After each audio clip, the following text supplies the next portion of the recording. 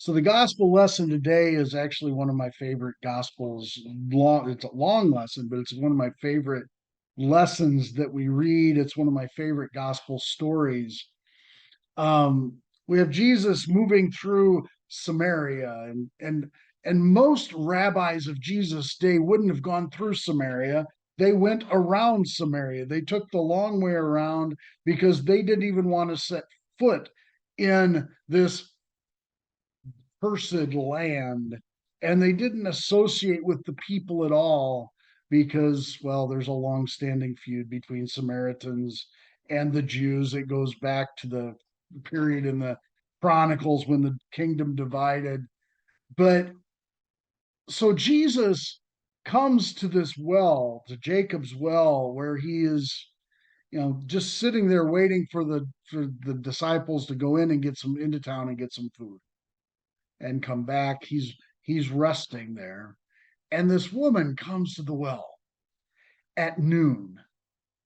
And so he's in Samaria, and this is a woman coming to get water at noon, which, proper society comes to get water. The women would come and get their water at 6 in the morning in the first hour, the second hour, when it's cool in the cool of the day, or they wait until the end of the day. So this woman is coming to the well at a time when no one else is going to be there. And we find out that she's coming to the well when no one else is going to be there for a good reason. That being, well, she is someone who is not welcomed by the proper society in her town. We've come to find out that she's this is a woman who has been, um, we could actually assume that she's been abused, somewhat abused, neglected. She's not had a great life to this point. We find out she's had five husbands, and she's living with a guy to whom she's not married at this point. So she comes to the well, and Jesus asks her to give him a drink. He's actually asking her for something to start a conversation with her. And her first response is, "How is it that you, a Jew, ask for a drink from me, a woman of Samaria?" And John kind of understates it a little bit when he says, "For Jews have no dealings with Samaritans." It was much worse than that. This was somebody that no Jewish rabbi would speak to. So, and Jesus gives, she, you could say she takes the bait, and Jesus has the opportunity to talk to her. So and Jesus answers her, "If you knew the gift of God and who it is that is saying to you, 'Give me a drink,' you would have asked him, and he would have given you living water." I have more to offer you than just the water that comes out of this well. And she notices, you don't have anything to do this. You don't have anything to get water out. Where's this water coming from? And Jesus is able to explain a little bit that what he's talking about is not necessarily the same kind of water that comes out of the well. Everyone who drinks of this water will be thirsty again, but whoever drinks the water that I will give him will never be thirsty again. The water that I will give him will become in him a spring of water welling up to eternal life. And this woman who's had a tough life up to this point just says, "Sir, give me this water." She is ready to hear something more than just, she's ready to be there for something more than just a drink to quench her thirst. She wants to quench the thirst in her heart.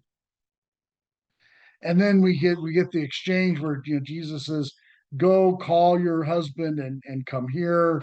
And she says, "I don't have a husband." We know that. And "You are right in saying I have no husband, for you've had five husbands, and the one you have now is not your husband. What you have said is true." And this is my favorite line in this whole exchange that comes next. The woman said to him, "Sir, I perceive that you're a prophet." this woman's actually kind of sharp, right?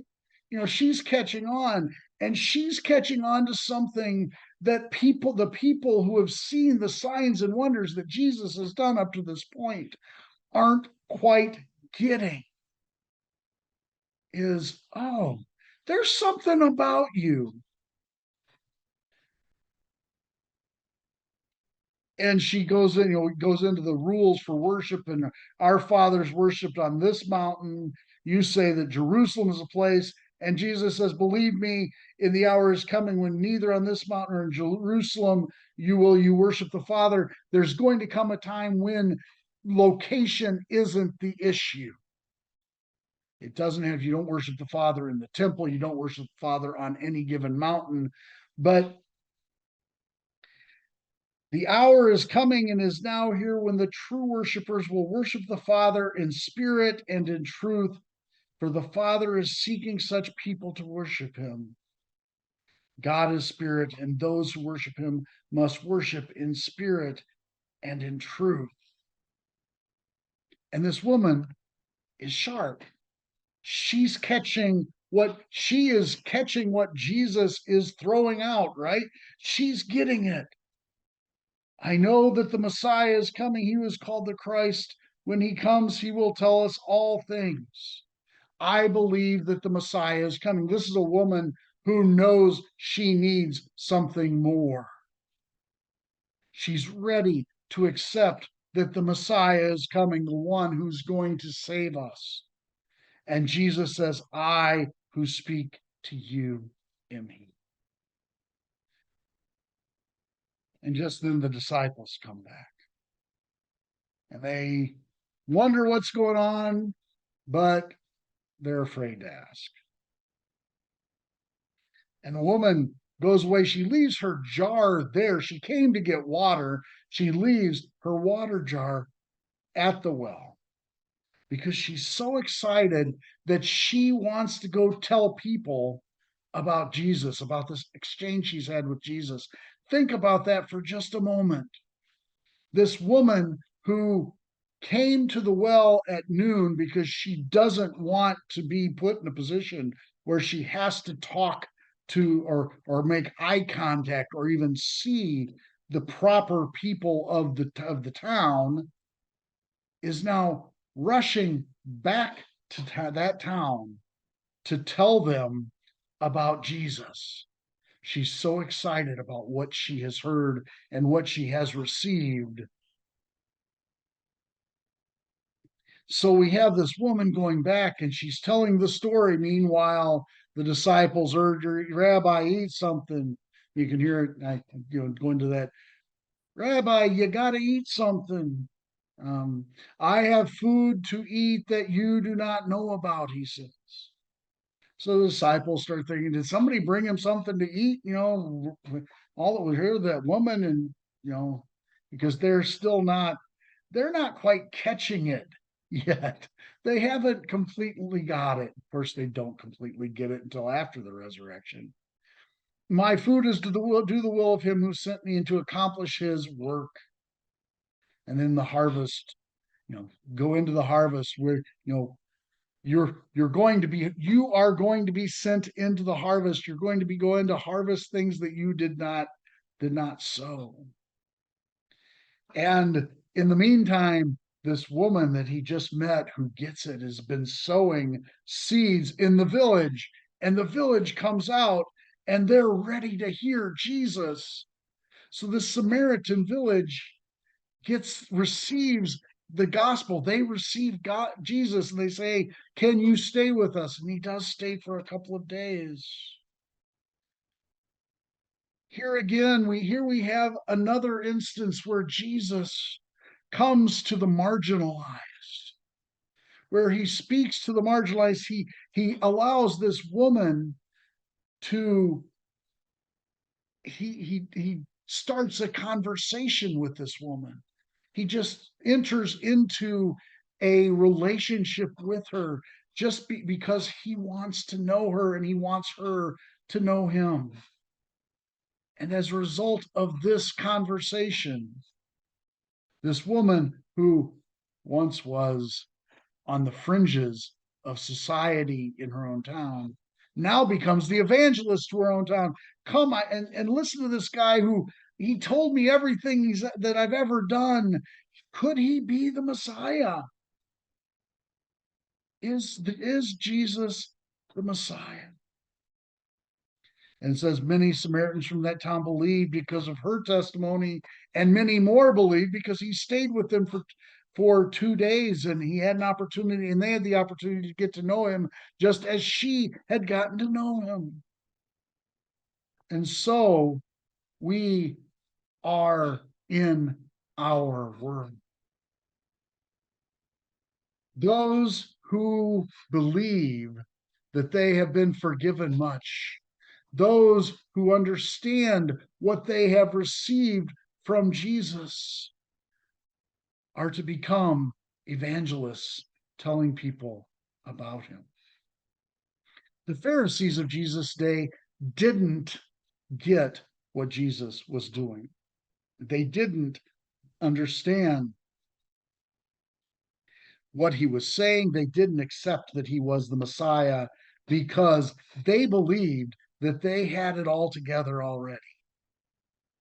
They had said they had created for themselves a system that they could follow, a system that allowed them to follow the letter of the law, whether or not they were following the spirit of the law. The law isn't God's law is not put into place to to just to dictate our behavior. God's law is put in place so that we know when we have violated it, so that we know when we have sinned. And those who believe that they're following the letter of the law don't acknowledge their own sin. It's people like this woman who are understand that they have a need, understand that they need to be forgiven, that are the quickest to come to Jesus, the quickest to believe him. And they make great witnesses because they say, he's given me all of this. And that's who we are, really, aren't we?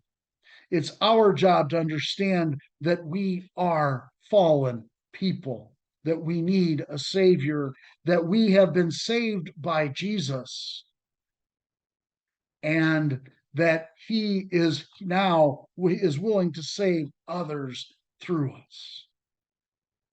So perhaps our job is to go into the harvest and collect those with whom seeds have already been planted in their hearts. Those who the Spirit is working on, and they need to be brought to him.